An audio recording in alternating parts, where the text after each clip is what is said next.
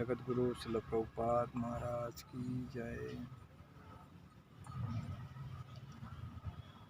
जय राधा माधव कुंज बिहारी, जय राधा माधव कुंज बिहारी। गोपीजन वल्लभा गिरिवरधारी,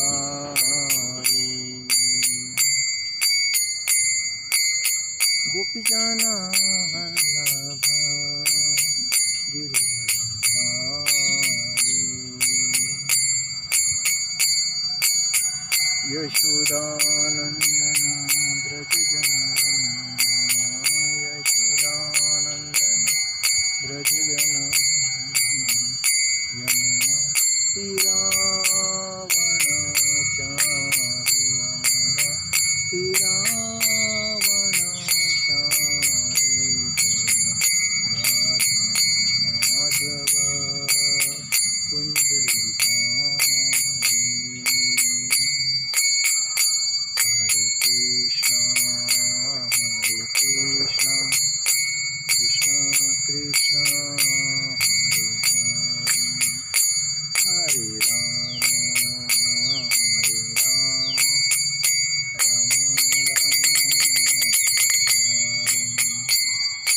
कृष्ण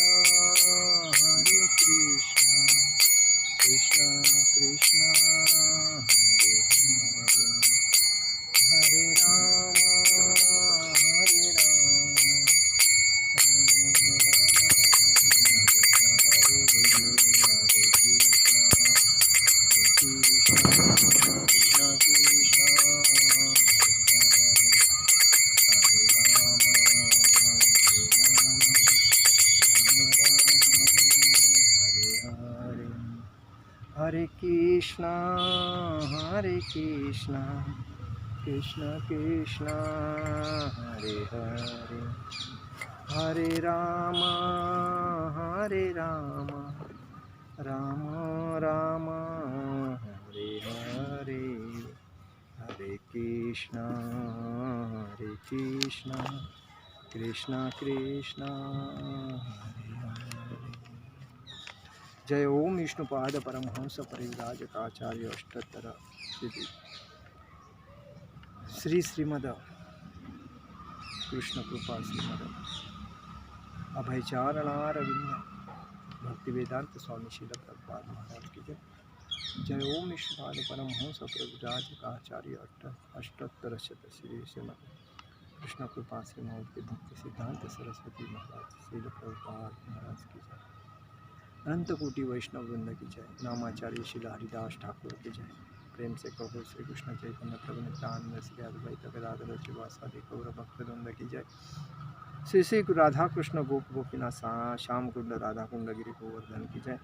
वृंदावन धाम की जय, नवदीप धाम की जय, यमुना देवी की जय, तुलसी देवी की जय, भक्ति देवी की जय, हरिनाम संकीर्तन की जय, गौर प्रेमानंद हरि हरि बोल। समवेद भक्तवृंद की जय, समवेद भक्तवृंद की जय, समवेद भक्तवृंद की जय। श्री श्री गुरु गौरांग की जय। ओम अज्ञानतिमिरध्याक्ष ज्ञानजनशलाकया चक्षुरुन्मीलितेन तस्मै श्रीगुरुवे नमः। श्रीचैतन्यमनोभीष्टस्थापितेन भूतले स्वयरूप कदा महं ददाति स्वपदां तीर्थम्। वन्देह श्रीगुरु श्रीपदकमल श्रीगुरुवंशवांश श्रीरूपसागरजात सहकनुरघुनाथान्वित संजीवं साद्वैत सावधूत परिजन सहित कृष्ण चैतन्य देव श्री राधा कृष्ण पादान सहगण ललिता विशाखान्वितांच। हे कृष्ण करुणा सिंधु दीनबंधु जगतपते गोपेश गोपिका कंठ राधा कांत नमस्ते। तप्त कांचन गौरांगी राधे वृंदावनेश्वरी विश्वभानुसुते देवी प्रणमामि हरिप्रिय वंशाकल्पतरुभ्यश्च कृपा सिंधु ये भवत् पतितानां पावनेभ्यो वैष्णवेभ्यो नमो नमः। नमो महावदन्याय कृष्ण प्रेम प्रदायते कृष्णाय कृष्ण चैतन्य नामने गौरंगे नमः। हे कृष्ण करुणा सिंधु दीनबंधु जगतपते गोपेश गोपिका कांत राधा कांत नमस्ते। तप्त कांचन गौरांगी राधे वृंदावनेश्वरी विश्वभानुसुते देवी प्रणमामि हरिप्रिये। वाञ्छाकल्पतरुभ्यश्च कृपा सिन्धु ये भवत पतितानां पावने भयो वैष्णवेभ्यो नमो नमः। नमो ओम विष्णुपादाय कृष्णप्रेष्ठाय भूतले श्रीमते भक्तिवेदांत स्वामी इति नामिने। नमस्ते सरस्वती देवे गौरवाणी प्रचरणे निर्विशेष शून्यवादी पाश्चात्य देश तारणे। जय श्री कृष्ण चैतन्य प्रभु नित्यानंद श्री अद्वैत गदाधर श्रीवासादि गौर भक्तवृंद। हरे कृष्ण कृष्ण कृष्ण हरे हरे, हरे राम राम राम हरे हरे, हरे कृष्ण कृष्ण कृष्ण हरे हरे राम राम राम हरे हरे, हरे कृष्ण कृष्ण कृष्ण हरे हरे, हरे राम राम राम हरे हरे। आज हम लोग वाचा, मन, जीवा, इसके ऊपर बात करेंगे। जो हर आदमी को अपना जो ये जीभ है, जीभ, जी हाँ बोलते हैं उसको, ये जीभ को अगर कंट्रोल करने को होगा तो उसको दुनिया को जीतने की ताकत मिलेगी। अगर ये जीभ बहुत जगह पे चंचल करती है, मतलब तकलीफ़ देती है, वो खाने में रहे, बोलने में रहे, हर चीज़ में, लेकिन जिसने इसको कंट्रोल किया वो हर आदमी को जीतता है, हर भक्ति में प्रगति करता है, हर दुनिया को भी जीतता है। तो उसके ऊपर हम बात करेंगे। जी हाँ, जीवा म्हणजे जीभ, मराठी में उसको जीभ बोलते हैं, हिंदी में जिहा बोलते हैं। मन, क्रोध, जीव, हाँ, ये जो है इसको कैसा कंट्रोल करना है उसके ऊपर बात करें। वाचो वेग मनसा क्रोध वेग, जिहा वेग मुदरोपस वेगम, एता वेगानयो विषहेत धीर, सर्वामपि मा पृथिवे सशिष्यात्। ये जो श्लोक है इसमें सब कुछ दिया है। वाचो वेग मनसा क्रोध वेग, जिहा वेग मुदरोपस्थ वेगम, एता वेगानयो विषहेत धीरः, सर्वामपि मा पृथिवे सशिष्यात्। इसका मतलब क्या है? वाच म्हणजे वाणी के, वेग म्हणजे वेग को, मनस म्हणजे मन के, क्रोध को म्हणजे क्रोध, वेगम म्हणजे वेग को, जिहा म्हणजे जीभ के, वेगम म्हणजे वेग को, उदर उदपस्थ म्हणजे पेट के जननेंद्रिय को, वेग को, एतान म्हणजे इन, वेगान म्हणजे वेगों को, यह म्हणजे जो विषयेत म्हणजे सहन कर सकता है, धीर म्हणजे धीर गंभीर, सर्वात म्हणजे समस्त, अपि म्हणजे निश्चयी, इमाम म्हणजे इस, पृथ्वी स म्हणजे संसारी, स म्हणजे वह व्यक्ति, शिष्यात म्हणजे शिष्य बन सकता है। इस सब को किससे? धीर से कंट्रोल कर सकता है। किससे? जी, धीर से। वह धीर जो वाणी के वेग को कंट्रोल कर सकता है, मन की मांगों को कंट्रोल कर सकता है, क्रोध की क्रियाओं को कंट्रोल कर सकता है, जीभ को कंट्रोल कर सकता है, उदर को कंट्रोल कर सकता है, जिनेंद्रिया मतलब जो इंद्रिया है अंदर है उसके वेगों को सहन कर सकता है। वह सारे संसार में शिष्य बनाने के लिए योग्य है। क्या? ये धीर। हर आदमी को धीर होना चाहिए। धीर है तो गंभीर है, अगर धीर नहीं है तो कुछ भी नहीं है। इसीलिए हर आदमी ने कोई भी चीज़ करने के टाइम पे धीर रखना जरूरी है। अगर मैं काम पे जा रहा हूँ, अगर गाड़ी नहीं मिली है तो धीर रखना चाहिए, गाड़ी मिल जाएगी। लेकिन भाग दौड़ जा रहे, भाग के जा रहा हूँ काम पे, रास्ते में कोई रिक्शे से पैर फिसल गया, ट्रेन से पैर फिसल गया, या चलने के टाइम पे केले के साल से फिसल गया, तो तुम्हारा तो धीर। बोलने के टाइम पे हर आदमी को गुस्सा आता है, तो उस गुस्से में हर आदमी अपने जबान को धीर देवे, धीर, तो उसका मन कंट्रोल में आएगा। खाने में मेरे को ये चाहिए, वो चाहिए, वो चाहिए, ऐसा जब आदमी करता है तो जीभ तो ऐसी चीज़ है कि उसको कोई कंट्रोल नहीं है, तुरंत पानी आ जाता है तो खाने में, तो उसको भी कंट्रोल करना है। तो हर चीज़ में हम अगर धीर रखें तब आदमी सबको कोई भी चीज़, इसीलिए हम लोग बोलते हैं गरीब, हम लोग चलने के टाइम पे रास्ते में गरीब मिलता है, भिक्षा मांगता है या कोई, तो उसको किसी का सहारा नहीं, इसीलिए वो भीख मांगता है। तो उसको हम लोग के अंदर से इच्छा होनी चाहिए, चलो यार इसको कोई नहीं दे, चलो उसको मैं मदद करूँ। इसका कपड़ा फटा है, चलो भाई इसको कपड़ा लेके दे दूँ। इसके पास कुछ भी नहीं है ना, चलो भाई इसको मैं कुछ जूता नहीं है, कपड़ा नहीं है, या कुछ खाने को नहीं है, उसको मैं दे दूँ। तो ये अंदर से जो होता है तो किसके होता है, जो जिसके पास धीर है उसको ये अंदर से स्फूर्ति हो जाती है कि इसको मदद करो, उसको मदद करो, उसको हेल्प करो, उसका दुख नहीं देखो, उसको सहकार्य करो, यही है। तो यही बोला गया है, धीर हर व्यक्ति में अगर होता है तो वाणी कंट्रोल में हो सकती है, मन कंट्रोल में हो सकता है, क्रोध कंट्रोल में हो सकता है, जीभ कंट्रोल में हो सकता है, उदर पेट कंट्रोल में हो सकता है, और सारे संसार को वो आदमी कंट्रोल कर सकता है अगर धीर है तो। देखो भक्ति में अगर आना है तो अपने पास धीर होना ज़रूरी है। कोई लोग भक्ति में आते हैं, वो क्या भगवान के पास इच्छा लेके आते हैं, भगवान मेरा उसने ये बोला कि आप तो सब कुछ दाता है और सब इच्छा तृप्त करते हैं, तो मेरे को ये चाहिए, वो मेरे को कुछ भी करके दे दो। तो वो भगवान को बोलता है, लेकिन भगवान को सब मालूम रहता है उसके दिल में क्या है। तो भगवान जानता है उस भक्त के दिल में क्या है, वो काय के लिए मेरे पास आया, नहीं तो काय क्यों आता। तो भगवान उसकी इच्छा भी तृप्त करते हैं, क्योंकि लेकिन इसमें जो भक्त होता है उसमें धीर होना चाहिए कि मेरी इच्छा तृप्त होगी। लेकिन वो बोलेगा आज आया हूँ तो कल मेरी इच्छा तृप्त करके दे दो। तो धीर नहीं रहने से आदमी का मन चंचल होता है, और चंचल मन किसी के काबू में आता नहीं। इसीलिए मन को अगर वश करना है, मन को अगर कंट्रोल करना है तो अपने में धीर होना ज़रूरी है। तो धीर है तो आदमी आगे बढ़ सकता है, नहीं तो नहीं। इधर दिया है देखो,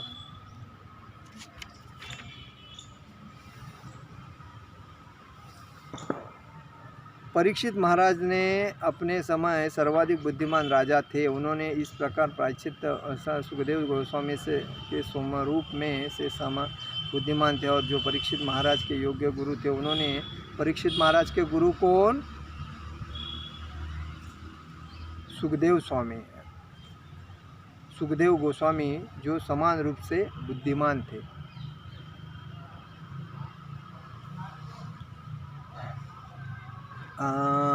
गुरु थे, परीक्षित महाराज के गुरु थे कौन, सुखदेव स्वामी। उन्होंने राजा के प्रश्नों के उत्तर दिया, उससे पुष्टि की प्रायश्चित विषय में उसे कथन किया, पाप कर्म का निराकरण पुण्य कर्म से कभी नहीं किया जा सकता, अतएव वास्तविक प्रायश्चित तो हमारी सुप्त कृष्ण भावना को जागरूक करता है।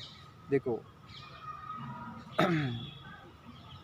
पाप कर्म का निवारण करना है तो पुण्य कर्म से कभी नहीं होता है, उसे भक्ति कृष्ण भावना में ही आना पड़ेगा।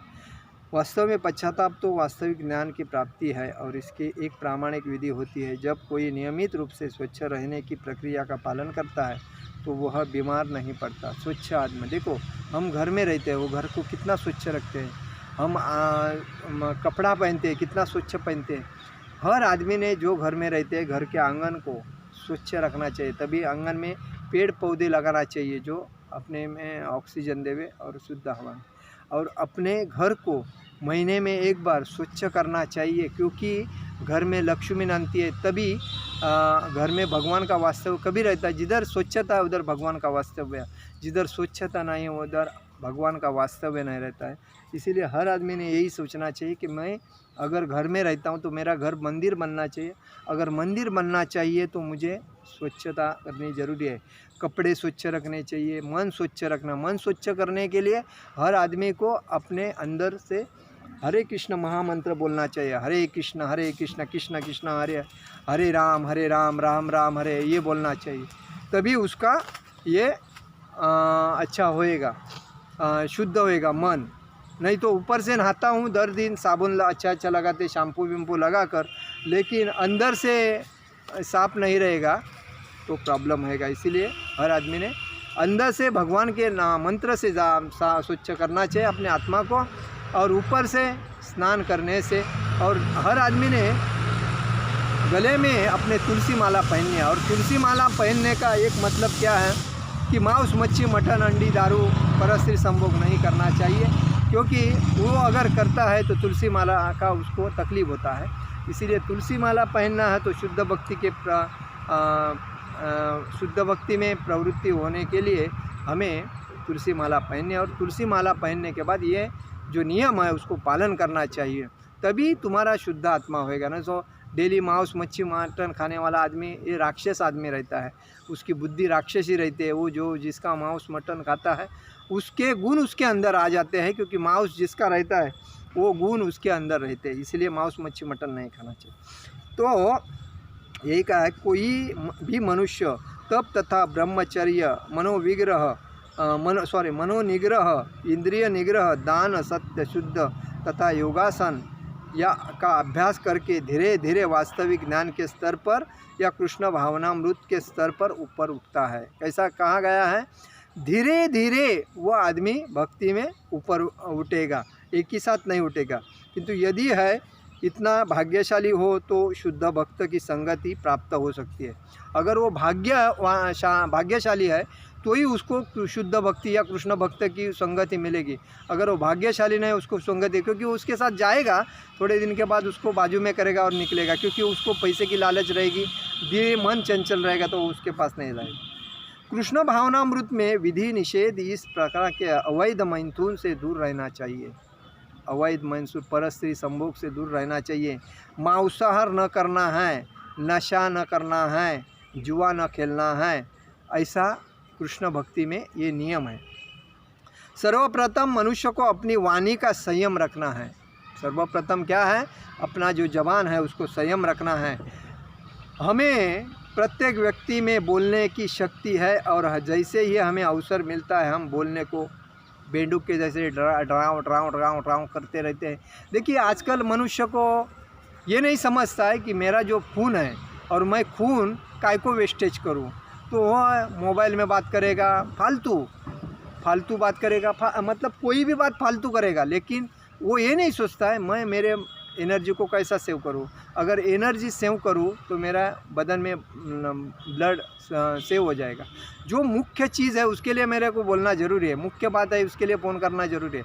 तो मैं अगर बेंडुक के जैसा ड्राव करता रहूं तो बेंडुक ड्राव करता है, तभी वो किसको आमंत्रण करता है, अपने मृत्यु को आमंत्रण करता है।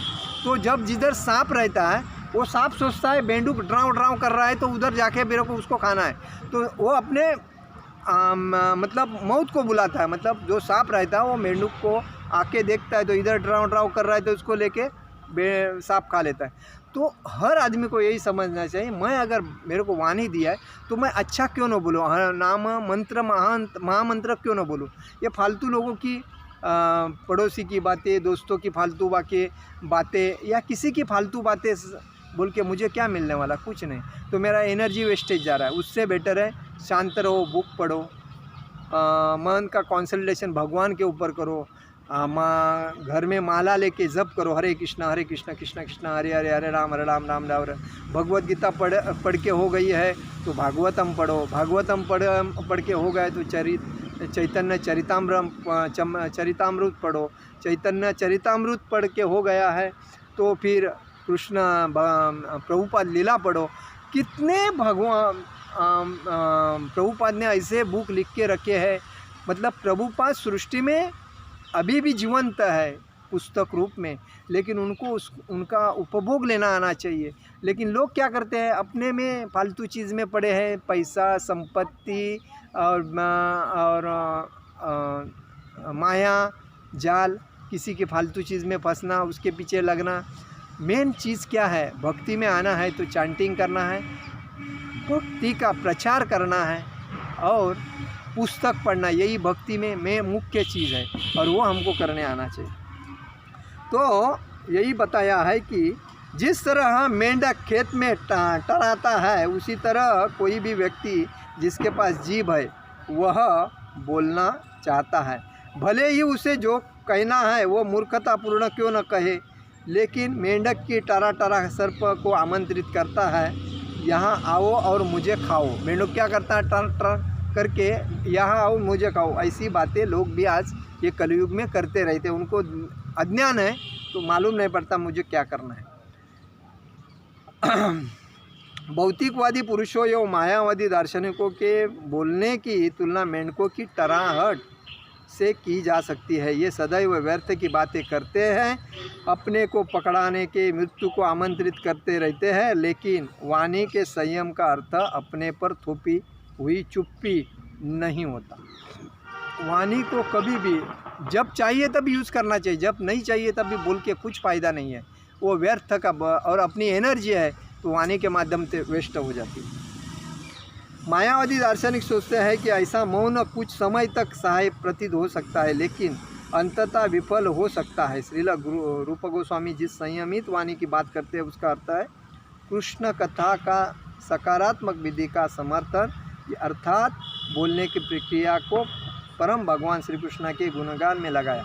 हाँ, भगवान वाणी अगर तुमको यूज़ करनी है तो भगवान की लीला एक कहने में यूज़ करो, भगवान के बुक पढ़ने में यूज़ करो, भगवान का महामंत्र बोलने में यूज़ करो, तो वाणी का सदुपयोग है। लेकिन व्यर्थ की बातें बेंडूक के जैसी करने और डराव करके जब वो सांप मुझे खा, ये करना बेकार है। तो इसमें हर आदमी ने ये सोचना चाहिए, मैं फालतू चीज़ में क्यों फंसूँ, मुझे भगवान ने इतना सुंदर शरीर दिया, मैं अच्छा चीज़ क्यों करूं, और समाज को डर के करने की क्या जरूरत। भक्ति करनी है तो बिंदास करनी चाहिए, समाज को डरना नहीं चाहिए। आज जितने महान भक्त हो गए हैं तो समाज को डर के नहीं, समाज को एक रास्ता बताने के लिए आगे गए हैं, और वैसा मैं क्यों न करूं, ऐसा हर आदमी ने अपने में समझना चाहिए।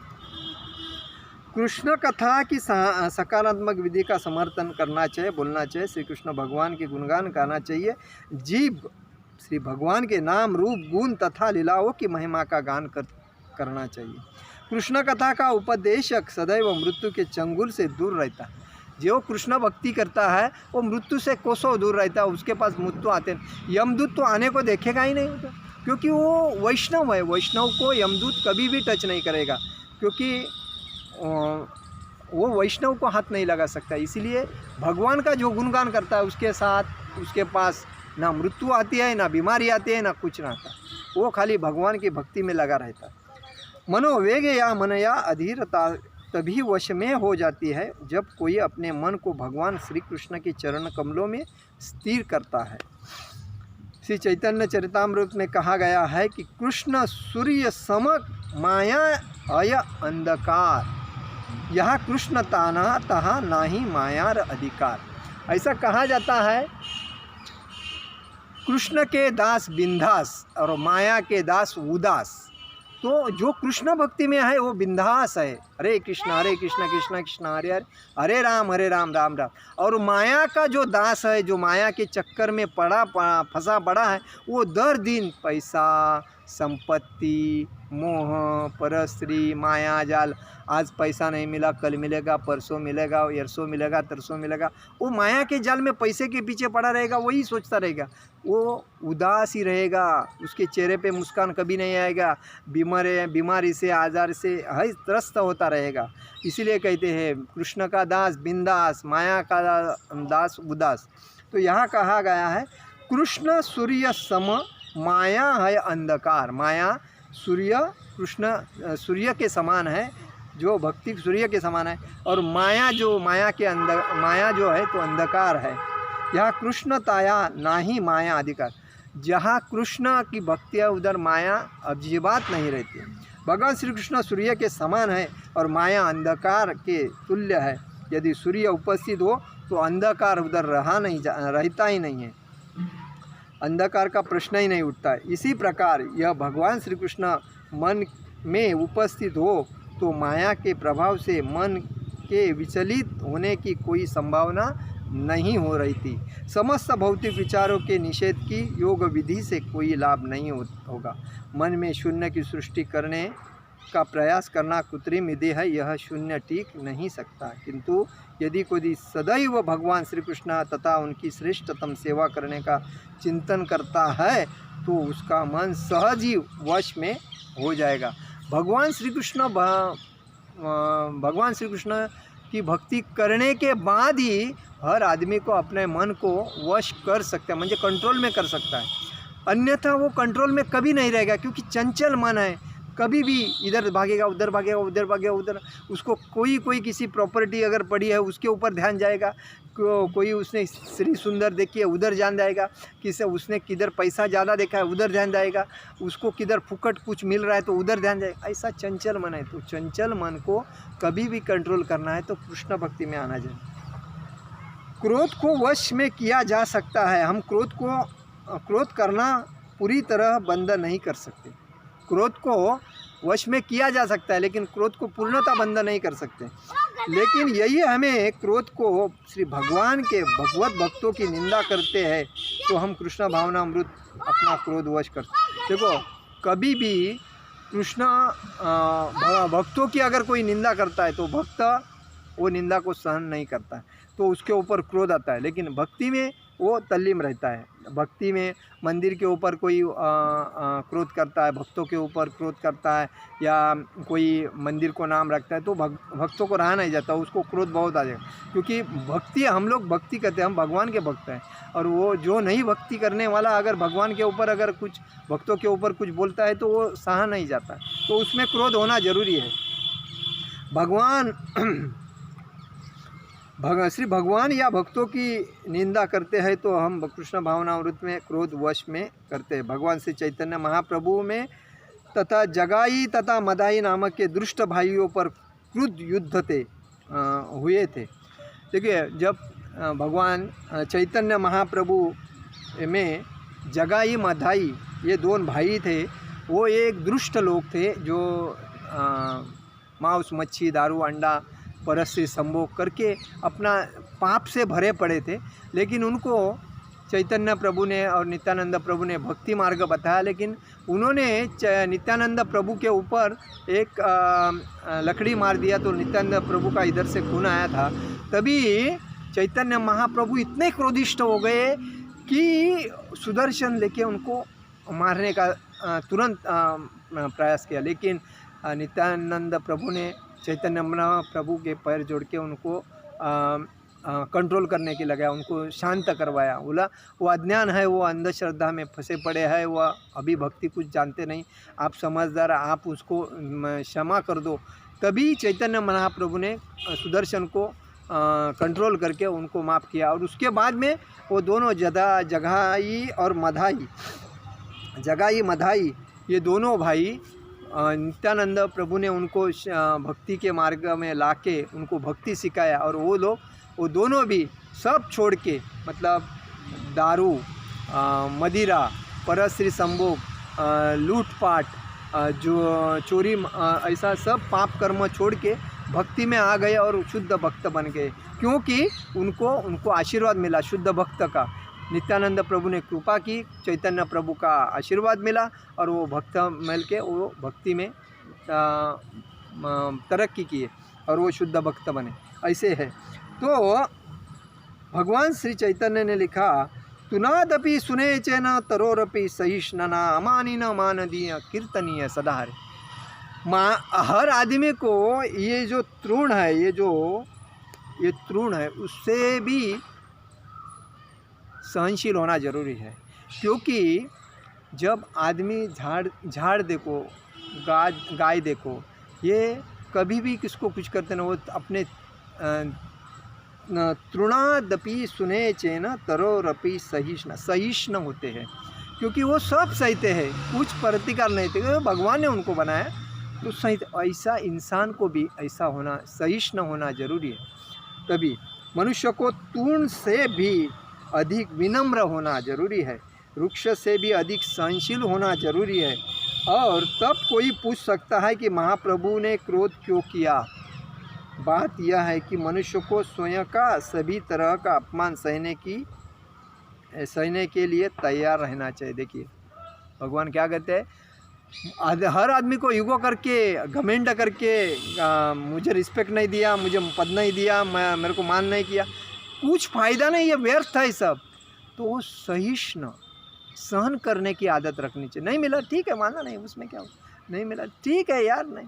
लेकिन जो युगो वाला है उसको ये कंट्रोल नहीं होता, वो युगो में तो ये भक्त नहीं होते, ये नाटकी भक्त होते हैं, शुद्ध भक्त के प्रवृत्ति में नहीं रहते। वो दूसरा करता है इसके लिए मैं करता, तो हर आदमी को ये करने की, सहन करने की शक्ति होनी जरूरी है। जब कोई भगवान श्री कृष्ण के उनके शुद्ध भक्त निंदा करता है तो शुद्ध भक्त क्रुद्ध होता है, अपराधियों पर अग्नि की तरह बरस पड़ता है। क्रोध को रोका नहीं जा सकता, लेकिन उसे सही ढंग से काम में लाया जा सकता है। हनुमान ने क्रोधवश ही लंका में आग लगा दी। हनुमान ने क्या किया था? रावण ने जब वो लंका में सीता माता को देखने के गए थे, तभी उन्होंने देखा तो उसको परेशान किया रावण के दूतों ने, रावण ने, और उसके शपुट को आग लगाया तो उसने पूरी लंका जला दी है। तभी उसको क्रोध आया, तभी तो जला दी। तो भक्त ऐसे होते, भगवान के वैसे एकदम ठंडे रहते। जब भगवान के बारे में उनको कुछ अगर गलत कुछ करता है तो वो भक्त को कोई माप नहीं, मतलब रोक नहीं सकता, इतना उसका क्रोध रहता है। भगवान श्री राम के सबसे बड़े भक्त के रूप में पूजे जाते हैं। इसका अर्थ यह है कि उन्होंने अपने क्रोध का सही उपयोग किया। अर्जुन ने, दूसरे उदाहरण में अर्जुन को कहा गया है कि युद्ध नहीं चाहते थे, लेकिन भगवान श्री कृष्ण ने उनके क्रोध को यह कहकर उल्काया कि तुझे युद्ध करना होगा, बिना क्रोध के युद्ध करना असंभव है। जब भगवान श्री कृष्ण ने उनको बताया कि क्रोध, अर्जुन को बोला कि तुमको युद्ध करना है, तभी उनको उकसाया, तभी वो युद्ध करने के लिए। तब ऐसे दो भक्त जो है हनुमान जी और अर्जुन, ये जब क्रोध में आ गए तभी उन्होंने क्या क्या दिया, वही ये भगवान की सेवा किया जाता है, तभी वह वश में आ जाते हैं। जहाँ तक जीव का वेग का प्रश्न है, हम सभी अनुभव कर सकते हैं कि सदा जीव का स्वादिष्ट व्यंजन चखना चाहती है। सामान्यतः हमें जीव को उसका उचित भोजन नहीं करने देना चाहिए, लेकिन प्रसाद प्रदान करके उसे वश में रखना चाहिए। जीभ जो है वो हर चीज़ खाने को टेस्ट करने को देखती है, तो हर आदमी को कंट्रोल में करना चाहिए। मेरे को देखो, ये जीभ के वजह से शरीर के अंदर कितने बीमारी तैयार हो जाती है। जो आदमी मीठा खाता है, मालूम नहीं पड़ता है कितना है मीठा का, लेकिन वही जीभ उसको डायबिटीज़ में कन्वर्ट करती है। वही जीभ कोई मदिरा पीता है तो उसके बाद किडनी पर ख़राब करता है, वही ज़्यादा पीने के बाद लिवर ख़राब करता है, हृदय ख़राब करता है। सब कुछ इस जीभ के वजह से होता है, क्योंकि वो कंट्रोल नहीं करते। इसको कंट्रोल करने को आना है, जिसको जो चाहिए ना, खाली उसको भगवान का प्रसाद देवे और उसको शांत रखे, वो जीभ कंट्रोल में रहेगी और बुद्धि और मन भी कंट्रोल में रहेगा। लेकिन प्रसाद प्रदान करने के वश में करना चाहिए। भक्त का भाव तो यह होता है कि वह तभी खाएगा जब भगवान श्री कृष्ण के प्रसाद देंगे तब। भक्त का यही स्वभाव होता है कि भगवान पहले खाने के बाद, जब भोग लगाने के बाद जब रखा जाता है, तभी भगवान के भक्त उसका ग्रहण करते हैं प्रसाद। जीभ के वेग को वश में करने का यही उपाय है। मनुष्य को चाहिए कि नियत समय पर प्रसाद ग्रहण करे और होटलों की मिठाई के दुकानों की मात्रा अपनी जीभ या पेट की इच्छा पूर्ति के लिए भोजन न करें। होटल में कभी खाना नहीं चाहिए, होटल में नहीं खाना चाहिए, मिठाई नहीं खाना चाहिए, ज़्यादा स्वीट नहीं खाना चाहिए, क्योंकि वो टेस्टी बना के अपने आत्मा को खराब करते हैं। यदि हम केवल प्रसाद ग्रहण करने के समय टिके रहे तो उदर तथा जीभ के वेग को हमारे वश में हो सकता है। देखिए, हम भक्त बन के प्रसाद ही भगवान का खाएंगे तो अपने जीभ को कंट्रोल करेंगे, अपने विचार को कंट्रोल करेंगे और अपने जीभ को और मन को कंट्रोल में, वेग में ला सकते हैं। इसी प्रकार जनेंद्रिय के वेग को कामवासना से वेग भी उन्हें अनावश्यक रूप से प्रयोग में लाकर वश में रख सकते हैं। देखिए, जनेंद्रिय, जो अंदर की जो जनेंद्रिया है, वो भी ऐसे कामवासना आदमी को होती है। तभी हर आदमी ने कामवासना जो करनी है, शादी होने के बाद जो वासना होती है लैंगिक शोषण, वो भी अपने औरत के साथ ही करना चाहिए, अन्यथा नहीं। और वो भी जब नया एक बच्चे को ये कर रहे हैं, जन्म देना है, तो ही संभोग करना जरूरी है, अन्यथा संभोग ये पाप से भी अपराध है। तो इसीलिए संभोग करना है अपने औरत से। तो जब बालक को पदार्पण करना है इस सृष्टि में, तभी उसको संभोग करना जरूरी है, अन्यथा जो संभोग होता है वो पाप से भी अधिक अपराध होता है, ऐसा भगवत गीता में कहा गया। तो उसको कंट्रोल करने को आना चाहिए। और ऐसे लोग भी हैं कि अपनी सुंदर औरत होने के बाद भी दूसरे के औरत पे ध्यान देते हैं, वो भी गलत है एक्चुअली। जब अपना ध्यान शुद्ध मन से देखना है, लेकिन जो कुछ है अपने औरत के साथ जो कुछ है वो भाव करना चाहिए, वो आदमी को आना चाहिए। लेकिन आज ऐसे कलयुग में लोग ऐसे गलत खाने के वजह से उनकी बुद्धि भ्रमिष्ट होती है और चंचल मन इधर उधर भटकता है। सबको माता बोल के पुकारना चाहिए, वो माता भी नहीं पुकारते और गलत नज़र रख के अपना आत्मा ये दूषित करते हैं। न लाकर वश में इसीलिए कृष्ण भावना भावित संतान उत्पन्न करने के लिए ही किया जाना चाहिए। इधर क्या बताया देखिए, कामो वासना के वेग भी उन्हें अनावश्यक रूप से प्रयोग में न लाकर वश में किए जा सकते हैं। मतलब काम वासना, अगर उसको संतान अगर उत्पन्न करना है तो काम वासना ठीक है, अगर नहीं करना है तो उसको कंट्रोल में लाने के लिए कृष्ण भावना भावित होना जरूरी है। जनेंद्रिय का उपयोग कृष्ण भावना भावित संतान उत्पन्न करने के लिए ही किया जाना चाहिए, अन्यथा उनका उपयोग न किया जाए। कृष्ण भावना अमृत आंदोलन में विवाह को इसलिए प्रोत्साहन दिया जाता है कि कामेंद्रियों की तृप्ति हो, अपितु कृष्ण भावना भावित संतान उत्पन्न करने के लिए दिया जाता है। जो ही बच्चे थोड़े बड़े हो जाते हैं उन्हें डल्लास टेक्सास के गुरुकुल में भेज दिया जाता है, जहां उन्हें पूर्णतया कृष्ण भावना भावित भक्त बनने के लिए प्रशिक्षित किया जाता है। ऐसे अन्य कृष्ण भावना भावित बच्चों की आवश्यकता है जो इस प्रकार की संतान उत्पन्न करने में सक्षम होता है, उन्हें जनेंद्रियों का उपयोग करने दिया जाता है। देखिए, संतान अगर उत्पन्न करनी है तो उत्पन्न होने के बाद उसको गुरुकुल में भेजना जरूरी है। कृष्ण भक्ति गुरुकुल में भेजना भक्ति है, और कृष्ण भक्ति क्या चीज़ है वो सीखना जरूरी है। उसके बाद वो एक शुद्ध भक्त की तरफ उसका मूड होगा, भक्ति की तरफ उसका मूड होगा और वो भक्त बने। जब कोई कृष्ण भावना भावित संयम की विधियों का पूरी तरह अभ्यास कर लेता है तब वह प्रामाणिक गुरु बनने के लिए योग्य हो जाता है। यही बताया भक्ति सिद्धांत सरस्वती ठाकुर ने उपदेशामृत में अपने व्याख्या लिखा है कि देहात्म बुद्धि से 3 प्रकार के वेग उत्पन्न होते हैं, बोलने का वेग, मन का वेग तथा शरीर का वेग। जब जीव इन तीनों वेगों का शिकार बनता है तो उसका जीवन अशुभ बन जाता है। देखो, जब जीव ये तीनों वेग का शिकार बन जाता है, उसको कंट्रोल में नहीं कर सकता है, अधीन हो जाता है, तो उसका जीवन अशुभ हो जाता है। जो व्यक्ति इन वेगों का दमन करने में अभ्यास करता है वह तपस्वी कहलाता है। जो इन तीनों को, इसका बोलने का वेग को, मन के वेग को और शरीर के वेग को, तीनों को कंट्रोल करता है, उसको क्या कहा जाता है? तपस्वी कहलाते हैं।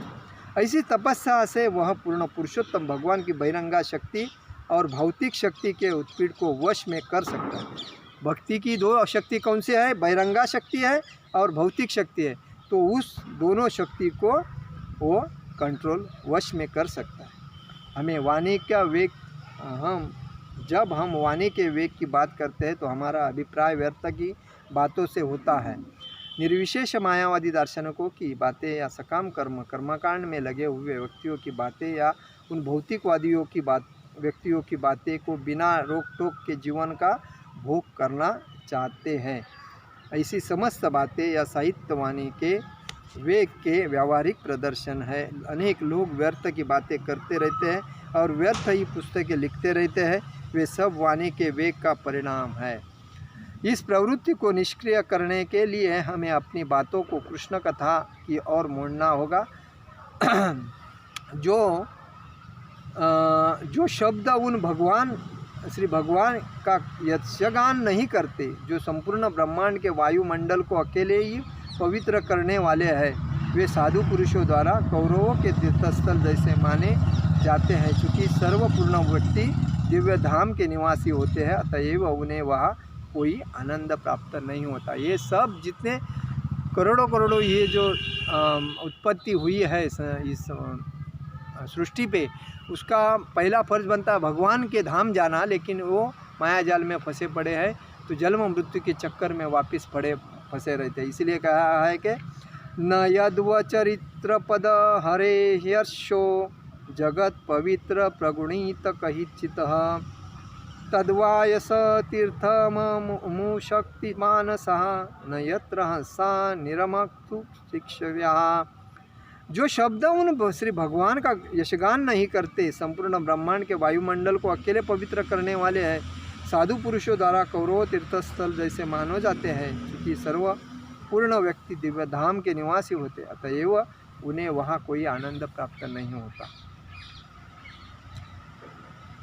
तद्वाग्नि सर्गो जगत घविपलवो यस्मिन् प्रतिशोकम बद्धवत तपि नामान्यतस्तनन्तस्त यशोकितानि यतः शृण्वन्ति गायन्ति गुणन्ति साधवः।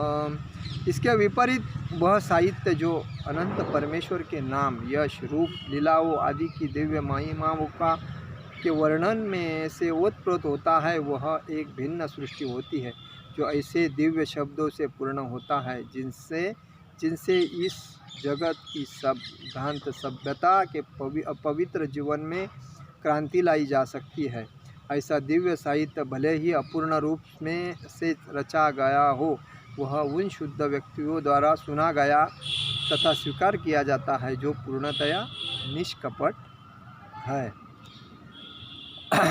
यही है कि हमें मन को और वाणी को कंट्रोल करना चाहिए।